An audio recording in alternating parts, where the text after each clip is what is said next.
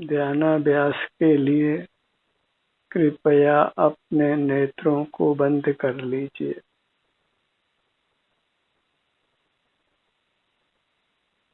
अपना मुख अपनी ओर कीजिए।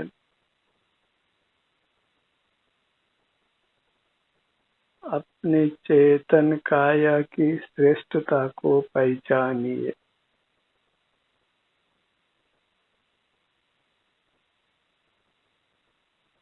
यही एक सुख रूप परिणमन करती है, सुख का अनुभव कराती है।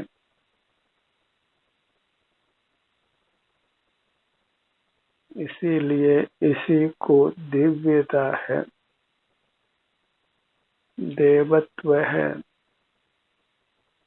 बाहर में भौतिक जगत में देवत्व नहीं है, श्रेष्ठता नहीं है, क्योंकि वे सुख स्वरूप नहीं है।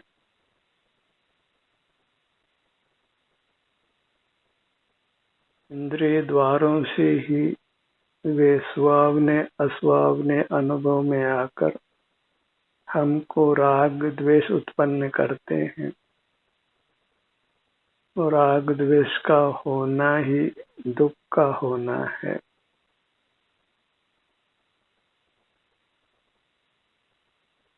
अपनी श्रेष्ठता को पहचान कर अपने सन्मुख रहिए।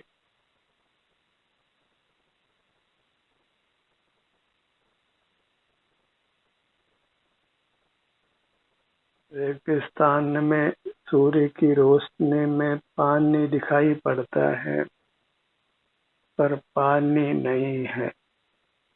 ऐसे इंद्रिय द्वार से मूर्त पदार्थ सुहावने या सुखद लगते हैं, पर वे सुख स्वभावी नहीं है। उनमें या उनसे सुख होने का भ्रम छोड़िए। अपने सन्मुख होकर देखिए, आपको उत्तम सुख का अनुभव होगा। नेत्रों को बंद रखना है, क्योंकि यह चेतन मूर्त इंद्रिय गोचर नहीं है, अमूर्त है। बाहर से दृष्टि हटाने से ही इसका सुख अनुभव में आता है। बहिर्दृष्टि ही हमारे सुख को रोकती है, हमारे परमात्मा रूप को प्रकट नहीं होने देती। हम अपने आप को परमात्मा रूप अनुभव नहीं कर पाते। अपनी श्रेष्ठता का ही हमें भान नहीं होता।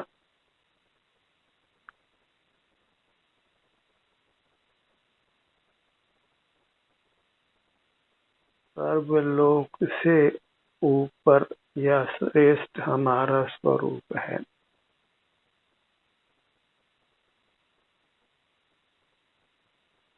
अपना मुख अपनी ओर रखना ही योग्य है। या बाहर से दृष्टि हटाते हैं, बाह्य जगत को विषय नहीं करते हैं, तो स्वतः ही हमें अपनी चेतन काया में सुख का अनुभव होता है।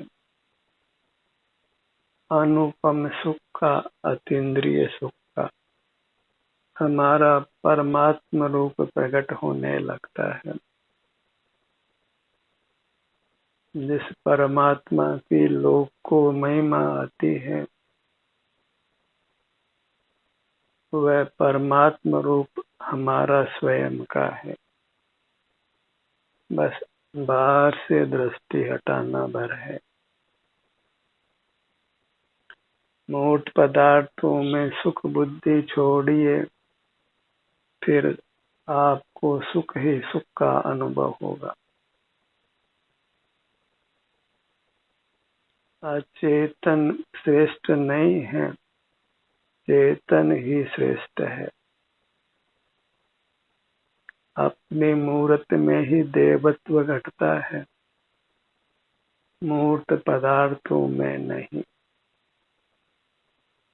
भले ही मूर्त पदार्थों को आप मनुष्याकार बनाकर उनको परमात्मा मानिए, पर मूर्त पदार्थों में श्रेष्ठता नहीं है। मूर्त पदार्थों में सुख नहीं है और हमारी चेतन काया में मूर्तता नहीं है। भले ही मूर्तता मिली हुई है, तथापि हम मूर्त नहीं है और मूर्त को देखना जानना भी हमारा स्वभाव नहीं है। मूर्त इंद्रियों के माध्यम से ही हम मूर्त पदार्थों को देखते जानते हैं। वो माध्यम है, वहाँ परतंत्रता है और वह स्वभाव नहीं है। स्वभाव पराश्रित नहीं होता है।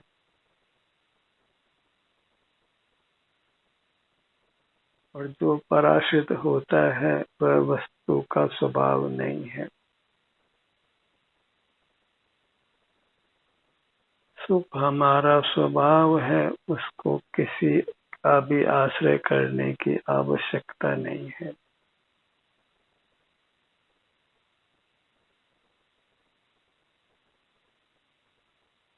अपने सन्मुख होकर अपने परमात्मा रूप को प्रकट करिए और परमात्मा होकर ही अनंत काल इस विश्व में रहिए। अपने देवत्व को प्रकट करिए, अपनी महिमा में ही लीन रहिए।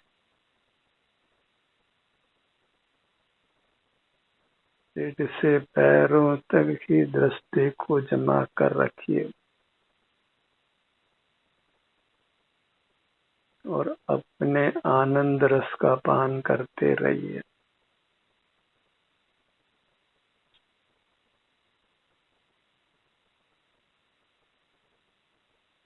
कुछ पढ़ना लिखना नहीं है, कुछ सुनना नहीं है, कुछ देखना नहीं है, कुछ वचन चेष्टा या काय चेष्टा नहीं करना है, कुछ भी पर का स्मरण नहीं करना है, अपने भूतकाल का भी स्मरण नहीं करना है।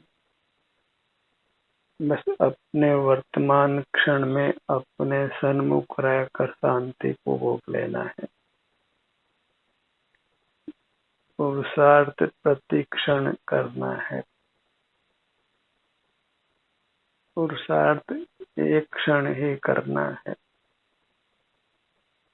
वर्तमान क्षण में ही करना है और हमेशा वर्तमान ही आता है।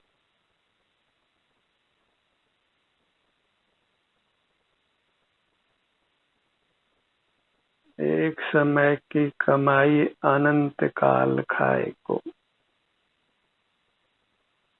फिर सहज ही बहिर्दृष्टि मिटती है और उत्तम से उत्तम सुख अनुभव में आने लगता है। असीम सुख प्रकट होता है जिसको हम अनंत काल तक भोगते हैं।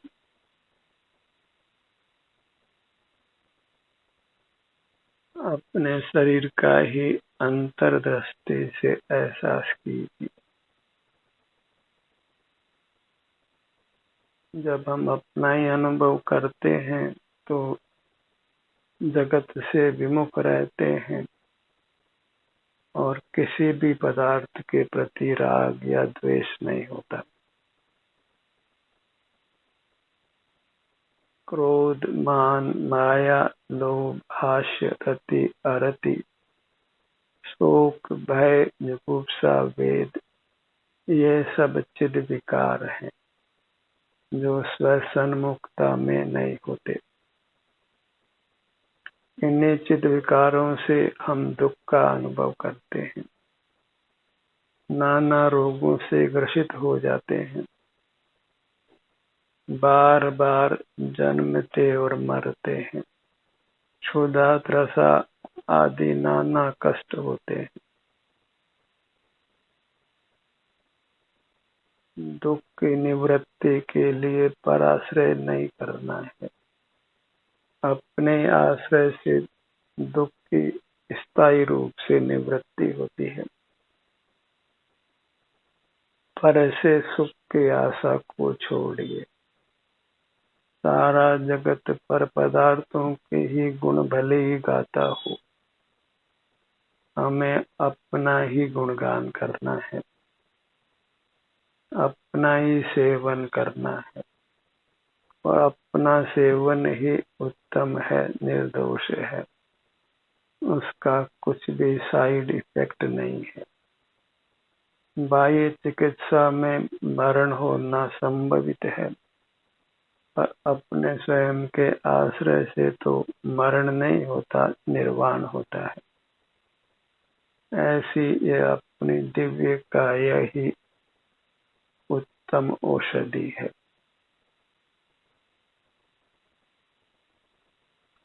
और अपने मूर्त काया रूप रसायन का सेवन कर जीव अनंत काल तक अतीन्द्रिय अमृत रूप सुख को भोगता है, जहाँ दुख की कणिका भी नहीं होती। बाहर के सब पदार्थों को भूल जाना ही अच्छा है। वे सब के सब निस्सार हैं। निस्सार ही नहीं है, उनको अशुचि भी जानो। जो एक समय पहले सुहावने अनुभव में आता है, वही उत्तर समय में असुहावना अनुभव में आने लगता है। इसलिए सारा जगत माया रूप जानो। या जग धोखे की टाटी, मैं ही शिव स्वरूप हूँ, आनंद स्वरूप हूँ, परमात्मा स्वरूप हूँ। किसी पर की ओर देखना नहीं है।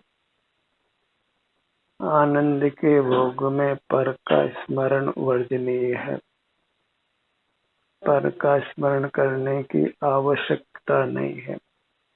पर का स्मरण, पर का देखना जानना, वही राग द्वेष है, वही आकुलता है। राग आग दहे सदा, ताते समामृत से ये। चिर भजे विषय कसाय, अब त्याग निज पद बेहिए। सब बाह्य पदार्थों को ज्ञान का विषय बनाना छोड़कर अपने मूर्त के सुख को भोगिए। तराजू के एक पक्ष में सारी दुनिया हो और एक पक्ष में हमारी अमूर्त काया हो, तो हमारा पलड़ा ही भारी होगा। और सारे जगत का पलड़ा आसमान को ही छुएगा।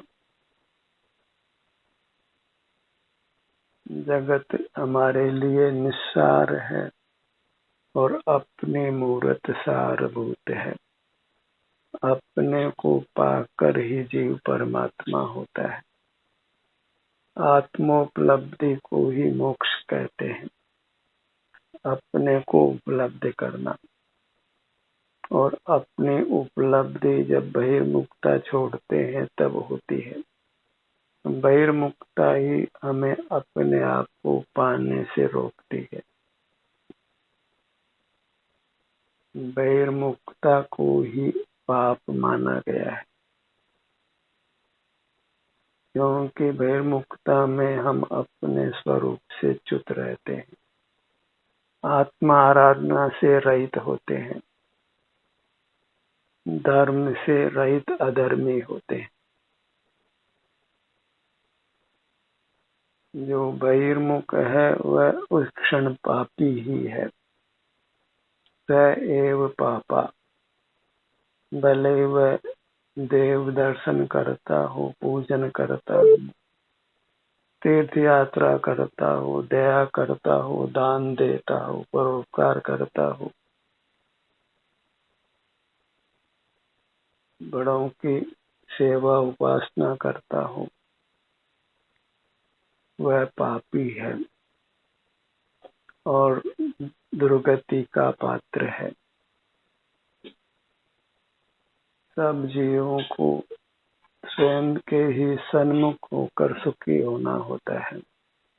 एक जीव को दूसरे जीव को सुखी करने का दायित्व नहीं है और अन्य जीवों को सुखी करने के प्रयत्न में अनेक बार अन्य जीवों का मरण होता हुआ देखा जाता है।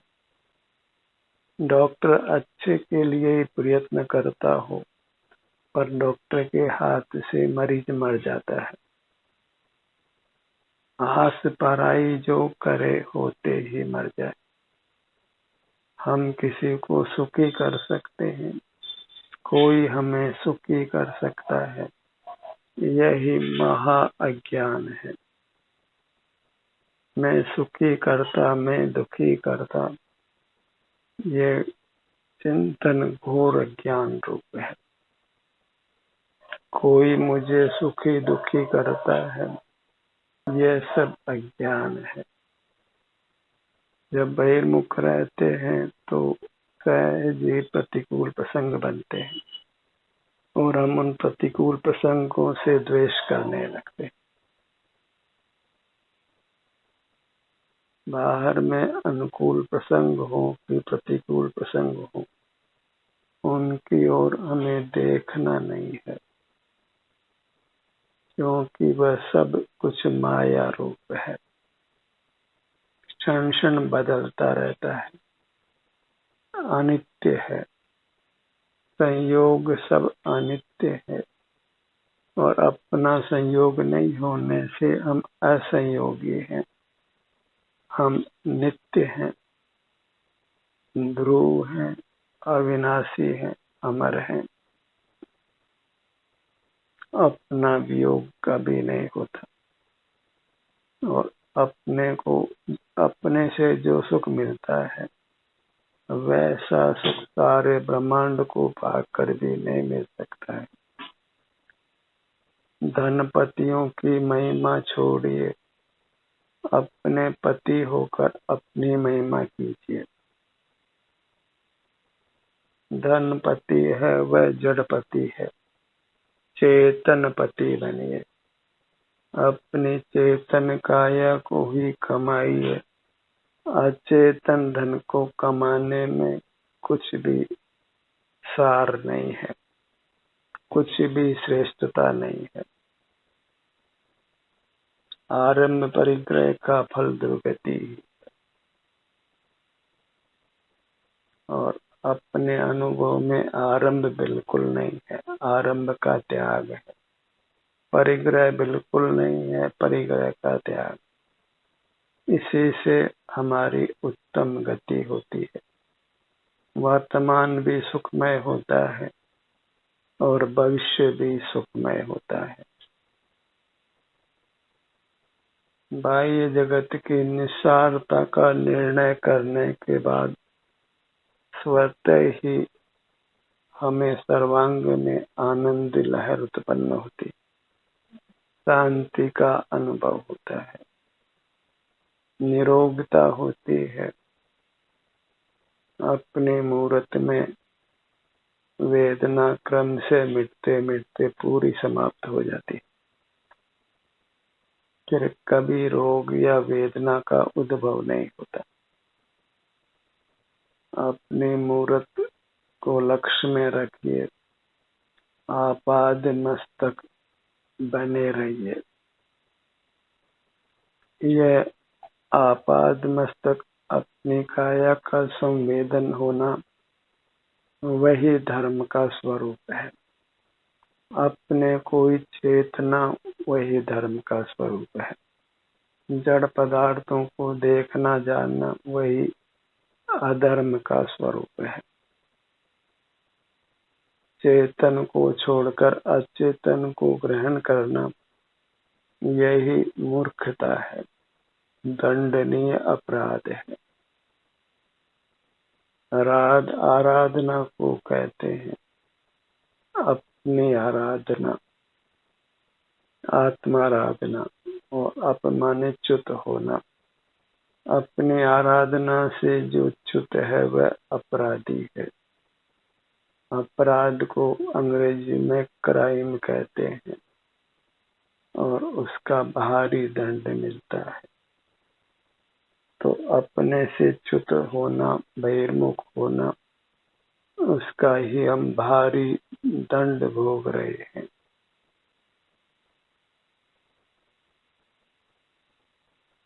बीमार पड़ते हैं, वृद्ध होते हैं, मरते हैं, भूख प्यास लगती है, अपयश मिलता है, चिंता, तनाव, भय, विषाद, कितना कुछ दुख नहीं होता है। उस सब का कारण अपनी आराधना नहीं करना है। किसी कल्पित परमात्मा की आराधना हम करते हैं, क्योंकि साक्षात परमात्मा को तो हमने देखा नहीं। कोई परमात्मा होगा पर हम उसके स्वरूप को भी यथार्थ रूप से जानते नहीं। परमात्मा तो भूतकाल में अनंत हो गए हैं, पर सब के सब मूर्त स्वरूप से मुक्त होकर अपने अमूर्त स्वरूप का सुख ही भोगते हैं। जगत का ज्ञातृत्व उनको नहीं है, कर्तृत्व नहीं है, भोक्तृत्व नहीं है, स्वामित्व नहीं है। वे जगत के ज्ञान से अत्यंत रहित हैं। ऐसे परमात्मा को हम कैसे तो देख सकते हैं, जान सकते हैं, और कैसे उनकी आराधना संभवित है। अपनी मूर्त का ही हमको अनुभव होता है और वही मूर्त हमारे लिए परमात्मा है, और उसी के सन्मुख रहना ही आस्तिक होना है।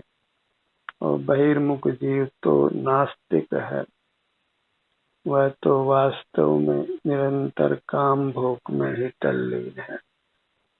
इंद्रिय ज्ञान को ही काम भोग संज्ञा है, उसी में ही सारा जगत लगा हुआ है। और संसार में जगत के प्राणी संसार में ही बारंबार जन्मते और मरते। मरण का भय तो लगता है, पर मरण से मुक्त होने का उपाय नहीं जानते हैं। जन्म के बाद मरण अवश्यंभावी है, पर मरण के बाद पुनर्जन्म नहीं हो, वही धर्म का फल है। और वह धर्म अपनी चेतन काया का अनुभव करने रूप है। अपने को ही चेतते हुए रहना। चेतन संज्ञा उसी को है जो अपने को चेतता है, और जो मूर्त पदार्थों को भी देखता जानता है, वह तो सब का सब अचेतन जैसा ही है। मूर्त पदार्थों को तो भली भांति कैमरा ही देख लेता है, रोबोट ही मूर्त रचना को देख जान लेते हैं। उसमें हमारी क्या उत्तमता है। हमसे कई अधिक श्रेष्ठ काम एक रोबोट कर लेता है, और आर्टिफिशियल इंटेलिजेंस नेचुरल इंटेलिजेंस के कहीं आगे बढ़ गई है। तो बुद्धिमत्ता से हम महान नहीं हैं। बुद्धि तो एक यंत्र में हमसे कहीं अधिक देखी जा रही है। हमारी श्रेष्ठता सुख से है, निराकुलता से है, अतीन्द्रिय आनंद के भोग से है, अपने आप को चेतते हुए रहने से है। रोबोट अपने आप को चेत नहीं सकता, उसको सुख नहीं है, सुख का अनुभव नहीं है। तो इंटेलिजेंस को छोड़कर अपने आनंद को भोगिए। इंटेलिजेंस को तो मूर्त के पास ही रहने दीजिए। आप तो अपने आनंद के भोग में निरत रहिए, संलग्न रहिए। सिर से पांव तक ही बने रहना है, यहीं उपस्थित रहना है। अपने आनंद को भोगते हुए रहना है। वही परमात्मा का स्वरूप है, वही हमारा देवत्व है। अपना मुखमंडल, गर्दन का भाग, धड़ का भाग, दाहिने भुजा, बाईं भुजा, दायां पैर, बायां पैर, इसी मुहूर्त में विचरण करते हुए विश्राम करिए। अपने स्वरूप में विश्राम करना, यही परमात्मा का स्वरूप है। आराम करना ही जीव का शुद्ध स्वरूप है। और यह मोही प्राणी बाहर में ही काम काज करने को अच्छा मानकर बारंबार जन्मता और मरता है। काम करना ही मरना है। अपने सन्मुख रहकर आराम करना ही जीना है। निरंतर अपना सुख भोगिए। परमात्मा होकर ही लोक में रहना है। जन्म मरण से अपने को रोगों से, दुखों से मुक्त रखना है। ध्यान का ये सत्र यहीं समाप्त होता है। आपकी सहभागिता के लिए धन्यवाद।